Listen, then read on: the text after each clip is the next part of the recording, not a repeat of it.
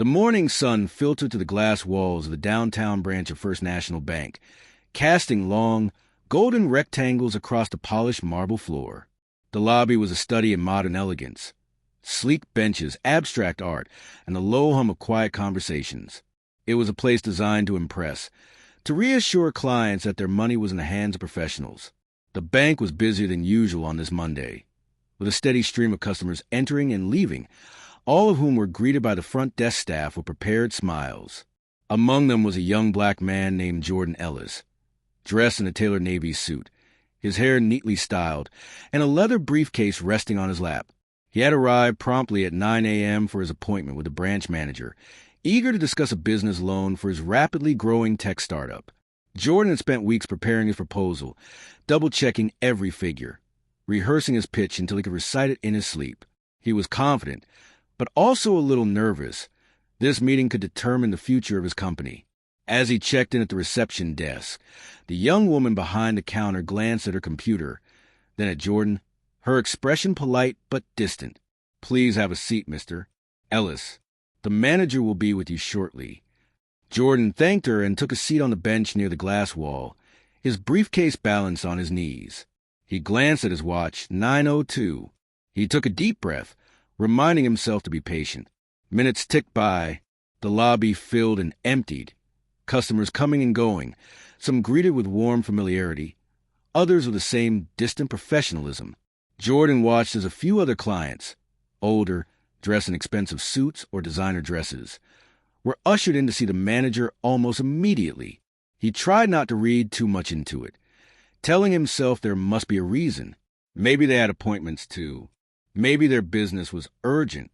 Still, as the clock crept past 9:30, then 10 o'clock, and finally 10:30, Jordan's confidence began to waver. He approached the reception desk again, his tone still polite. "Excuse me, I just want to check on my appointment with Ms. Whitaker. Over an hour has passed since I last waited." The receptionist barely looked up. "She's very busy this morning, sir. Please have a seat. She will be with you as soon as possible." Jordan nodded, returning to his bench. He noticed glances from other customers, some sympathetic, others indifferent. He pulled out his phone, checked his emails, and tried to focus on anything but the growing sense of frustration gnawing at him. At 11 o'clock, the manager's office's glass doors finally opened, and a tall blonde woman in a sharp navy suit emerged. Ms. Whitaker, the branch manager, was known for her efficiency and her no-nonsense approach. Jordan caught her attention as she looked around the lobby. For a moment, her expression was unreadable. She strode over, her heels clicking on the marble. "Mr. Ellis, is it?" she asked, her tone brisk. "Yes. Thank you for seeing me," Jordan replied, standing and offering his hand. Ms. Whitaker glanced at his hand, then turned and gestured for him to follow. "Come with me." Jordan followed her into her office, a spacious room with floor-to-ceiling windows and a view of the city skyline. She motioned for him to sit, then took her place behind the desk, glancing at her computer screen. "So, you're here about a business loan?" she asked, not looking up. "Yes, I have all the documents here," Jordan replied, opening his briefcase and sliding a neatly organized folder across the desk. Ms. Whitaker took the folder, flipping to the pages with practiced speed. "Tech startup, right? We get a lot of those these days," she said, her tone dismissive. "What makes yours different?" Jordan launched into his pitch, explaining his company's unique software, its rapid growth, and the contracts he'd already secured. He spoke with passion and clarity, but Ms. Whitaker barely seemed to listen, her eyes flicking between her computer and the folder.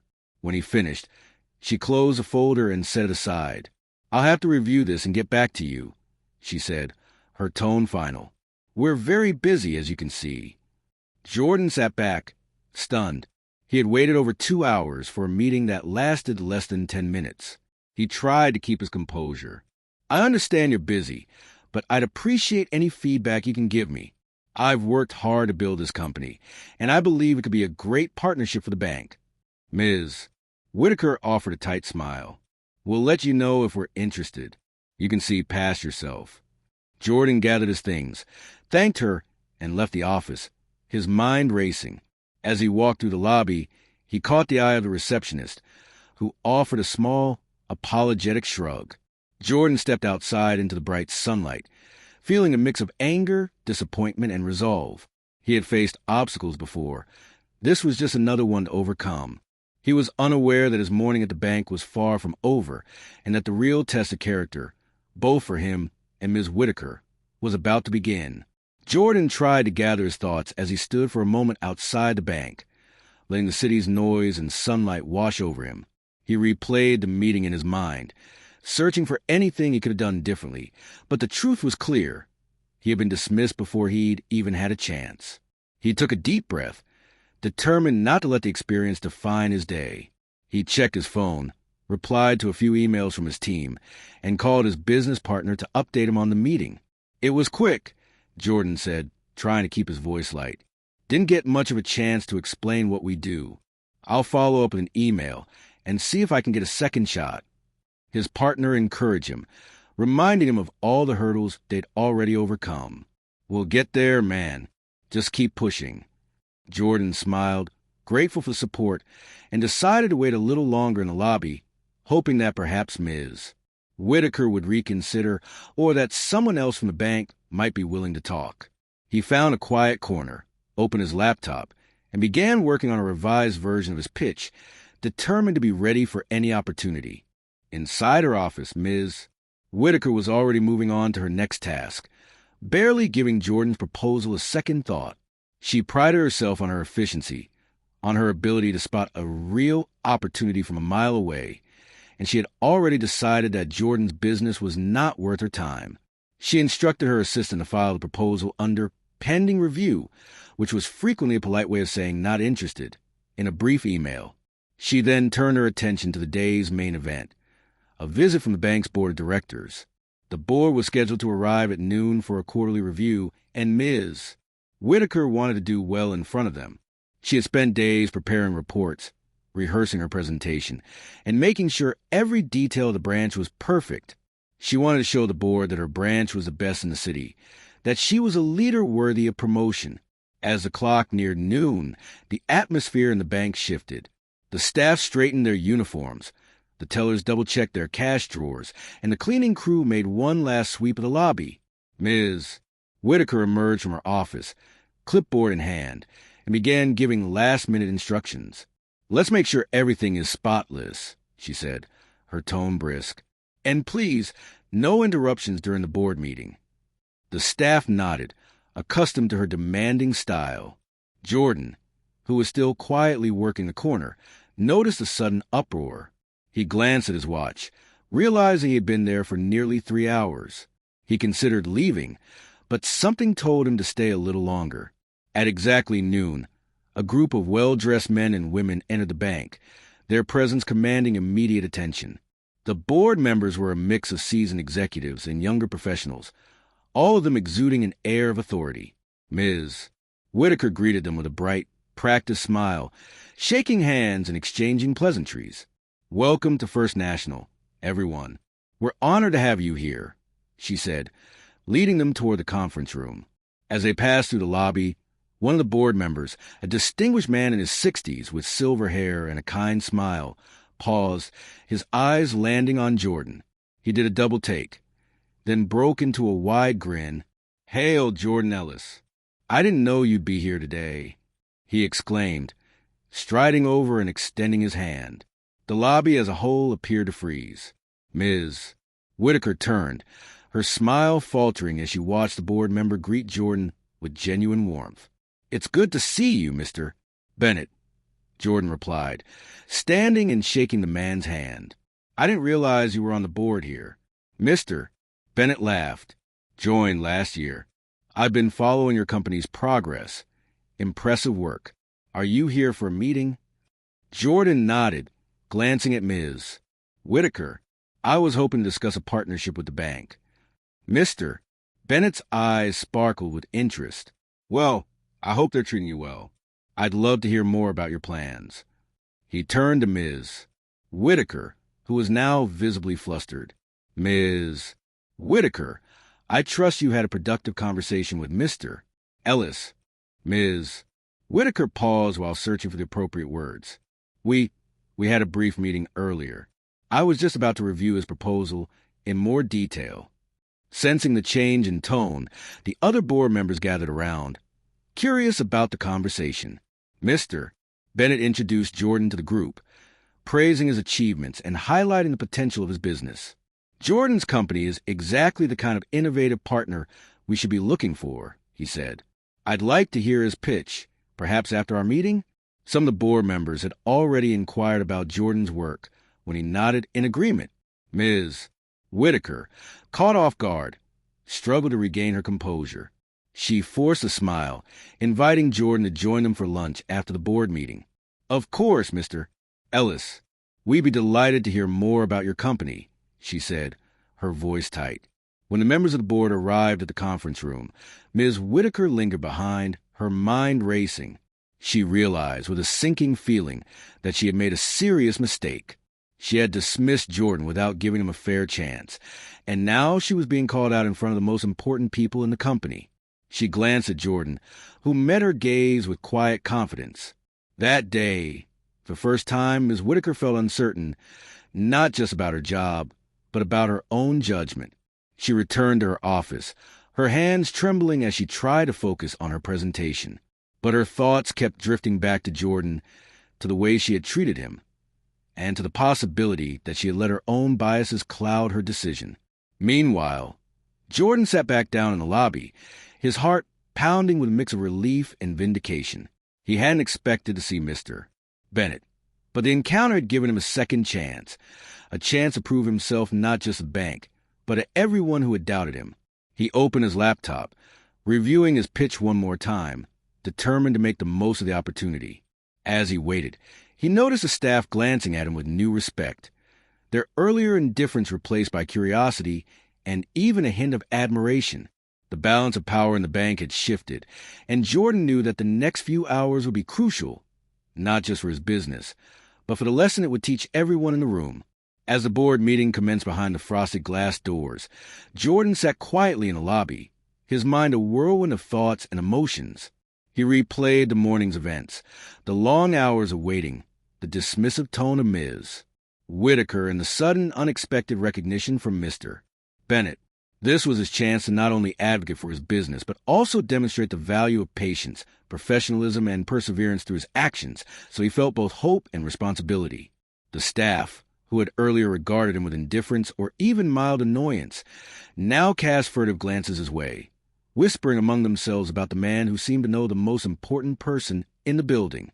Jordan noticed a shift but kept his focus on his laptop, refining his presentation slides and jotting down notes for the questions he anticipated from the board. He was determined to be ready for anything, knowing that this opportunity might not come again. At the conference table, Ms. Whitaker struggled to maintain her composure. She struggled to recall information that she normally could. The board's questions were sharp and probing. Her thoughts kept returning to Jordan, the manner in which she had dismissed him, and Mr. S.'s surprise and disappointment. Bennett's face when he realized how she had handled the situation. She tried to ignore the thoughts and concentrate on the charts and graphs she had meticulously prepared, but the feeling of unease persisted. The board members, for their part, were polite but distracted, their curiosity about Jordan and his company evident in the way they glanced at the door and whispered among themselves during breaks. Mr. Bennett, in particular, seemed impatient to move on, eager to hear more from the young entrepreneur he so clearly admired. After what felt like an eternity, the meeting finally adjourned. The board members filed out of the conference room, their faces a mix of fatigue and anticipation. Mr. Bennett made a beeline for Jordan, clapping him on the shoulder and inviting him to join the group for lunch in the executive dining room. Ms. Whitaker, her face pale and drawn, followed behind, her earlier confidence replaced by a nervous energy.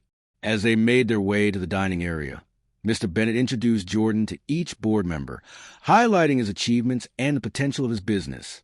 The conversation was lively and engaging, with the board members asking thoughtful questions and Jordan responding with clarity and passion. He spoke about his company's mission to bridge the digital divide, his commitment to hiring locally, and the innovative solutions his team had developed to help small businesses thrive in a rapidly changing economy. The board members were impressed, not just by Jordan's business acumen, but by his vision, his humility, and his determination.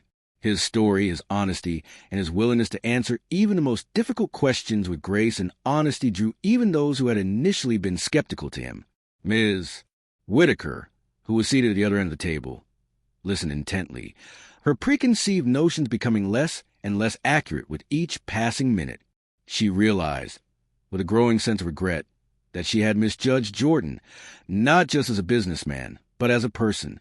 She considered the numerous other clients she had dismissed over the course of her career, the chances she might have missed, and the lessons she had yet to acquire regarding respect, empathy, and leadership.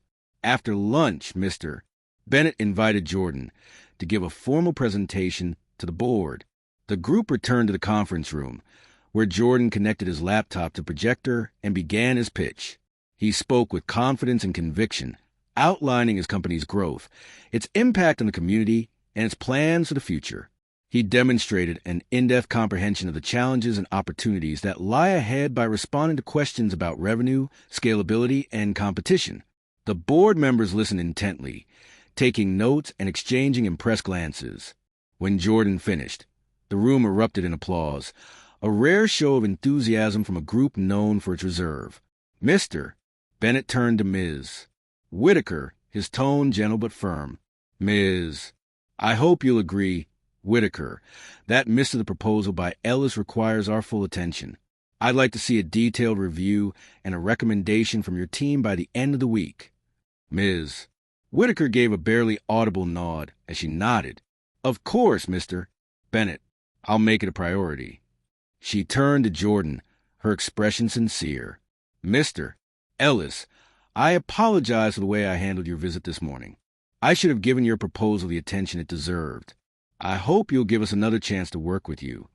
Jordan graciously accepted her apology with a smile. Thank you, Ms. Whitaker. I appreciate your honesty. I look forward to working together. As the board members filed out, several stopped to shake Jordan's hand, offering words of encouragement and support. Mr. Bennett lingered, his eyes twinkling with pride. Jordan, you did well today. Thank you for staying. Jordan thanked him, feeling a sense of accomplishment and relief. He knew there was still work to be done, but he had proven himself, not just to the board, but to everyone who had doubted him. As he left the bank, the staff watched him go, their earlier indifference replaced by admiration and respect. Ms. Whitaker returned to her office, her mind racing with thoughts of change, both for herself and for the way she led her team. She was determined not to waste a second chance she had been given. The days following Jordan's presentation marked a quiet but profound shift within the walls of First National Bank. The staff quickly learned of the board's enthusiastic response to Jordan's business proposal, and the story of the young entrepreneur who waited for hours only to amaze the board with his vision and poise became a kind of legend. For Ms. Whitaker, the experience was humbling. She spent the weekend reflecting on her actions, replaying every moment of that morning. The way she had barely looked at Jordan, the dismissive tone she'd used, the assumptions she'd made based on nothing but glance and a name on her calendar. She realized, with a growing sense of discomfort, that her behavior had not only been unprofessional, but had also set a poor example for her team. On Monday morning, she arrived at the bank earlier than usual, determined to make amends and to set a new tone for her branch. Before the doors opened, she called a staff meeting and gathered her team in the conference room. I want to talk about what happened last week, she began, her voice steady but earnest. We had a customer, Mr. Ellis, who was made to wait far too long for a meeting that should have been a priority.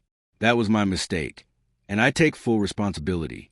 But it's also a reminder to all of us that every person who walks through our doors deserves respect, attention, and the benefit of the doubt. We are here to serve our community, and that means treating everyone with dignity, no matter how they look, what their name is, or what assumptions we might make. The staff listened in silence, some nodding, others looking down, all of them aware that something important was changing. Jordan's life was moving quickly in the interim. The board's endorsement had opened doors he'd only dreamed of, meetings with senior executives, invitations to networking events, and a flood of interest from other banks and investors. But Jordan remained grounded, determined to honor the values that had brought him this far: hard work, humility, and a commitment to lifting others as he climbed. Not only did he make it a point to return to First National Bank to finalize the details of his partnership, but he also wanted to thank the staff for their kind treatment of him and check on Ms. Whitaker. When he arrived, the atmosphere was noticeably different. He was greeted by a genuine smile from the receptionist, who offered him coffee and inquired about his company. Others stopped to shake his hand, some even apologizing for how they treated him in the past. Jordan accepted their apologies with grace, making it clear that he held no grudges. He stated, "We all have off days. It doesn't matter how we move forward." Ms. Whitaker, for her part, was determined to move forward in the right way. This time, she invited Jordan into her office and placed him at the head of the table. She listened intently to what he had to say. She asked thoughtful questions, took detailed notes, and made it clear that his business was a priority for the bank. "I want to thank you for giving us another chance," she said, her tone sincere. "You have taught me a valuable lesson, not only about business, but also about respect and leadership." Jordan smiled, sensing the genuine change in her attitude. "We all have something to learn from each other," he replied. "I'm just glad we're on the same team now." Together, they worked out the details of the partnership, with Ms. Whitaker going above and beyond to ensure that Jordan's company received the support it needed to grow. She introduced him to other clients, connected him with resources, and even invited him to speak at a community event about entrepreneurship and resilience. The impact of Jordan's story rippled outward, inspiring others in the community to challenge their own assumptions and to treat every person with the respect they deserved. The bank's board took notice, commending Ms. Whitaker for her willingness to learn and grow, and encouraging other branch managers to follow her example. Jordan's business flourished, creating jobs and opportunities for people from all backgrounds, and he became a sought-after speaker and mentor for young entrepreneurs. But for Jordan, the greatest reward was knowing that he had helped change not just a bank, but a culture, one that would now be defined by openness, fairness, and a commitment to doing what was right. The story of Jordan Ellis and the day the board walked became a guiding principle for everyone at First National Bank over the subsequent months. New employees heard it during orientation, and it was often cited in meetings as a reminder of the values the bank aspired to uphold. Ms.